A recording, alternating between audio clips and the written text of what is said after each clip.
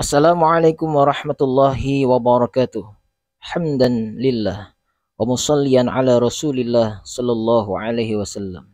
Para peserta program terjemahan, para pecinta ilmu yang dirahmati oleh Allah Subhanahu wa taala, kita lanjutkan pertemuan kita pada kali ini yaitu intisari daripada surat Al-Fatihah yang sudah kita baca ayat 1 sampai 4 dan ayat 5 sampai 7 yang mempunyai intisari yang sama. Intisari dari surat Al-Fatihah ini berdasarkan daripada hadis Nabi Sallallahu Alaihi Wasallam. Dasar wajibnya membaca Al-Fatihah dalam salat. An Ubadah bin Samit radhiyallahu anhu, anna Rasulullah sallallahu alaihi wasallam qala, la salata liman lam yaqra bi Fatihatil kitab. Qama qala Rasulullah sallallahu alaihi wasallam, rawahul Bukhari. Berdasarkan hadis ini, maka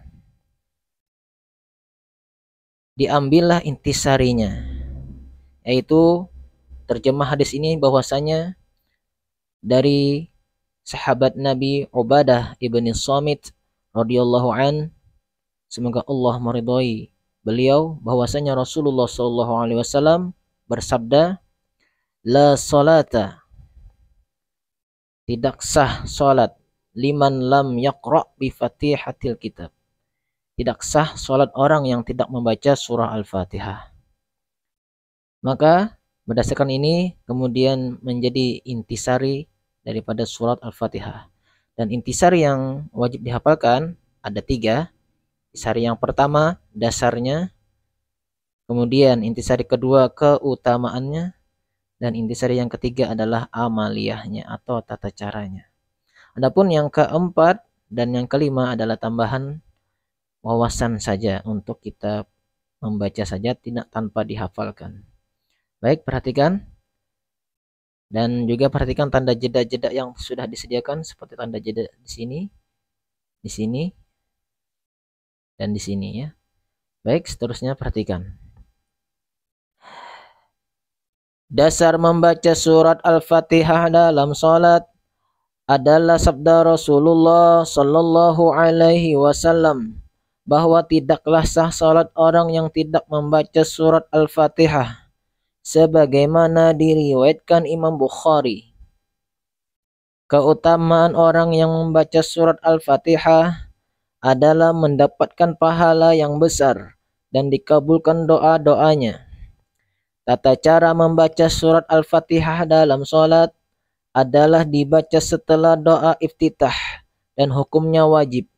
Jika menjadi makmum, membacanya tidak keras. Seperti itu tanda jeda-jedanya. Adapun yang keempat dan yang kelima sekedar tambahan wawasan saja. Kemudian selanjutnya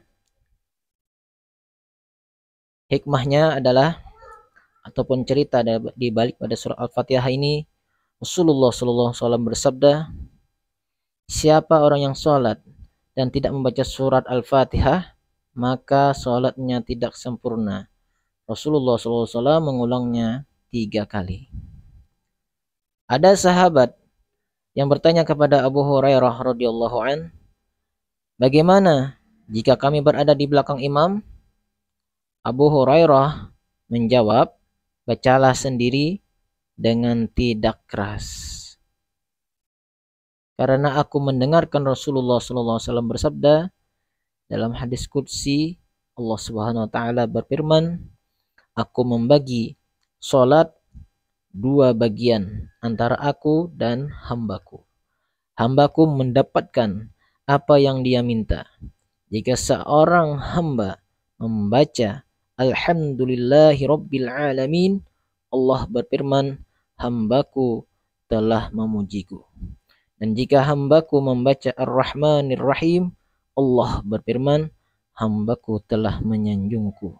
Dan jika hambaku membaca Maliki Yaumiddin, Allah berfirman, hambaku telah mengagungkanku.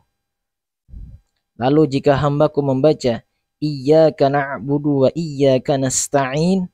Allah berfirman, inilah antara aku dan hambaku, dan ia mendapatkan apa yang ia minta.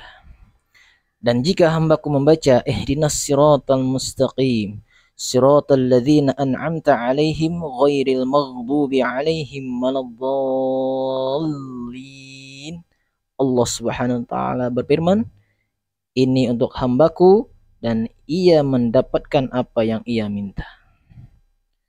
Hadis ini menunjukkan bahwa surat Al-Fatihah adalah surat yang paling utama dalam Al-Quran.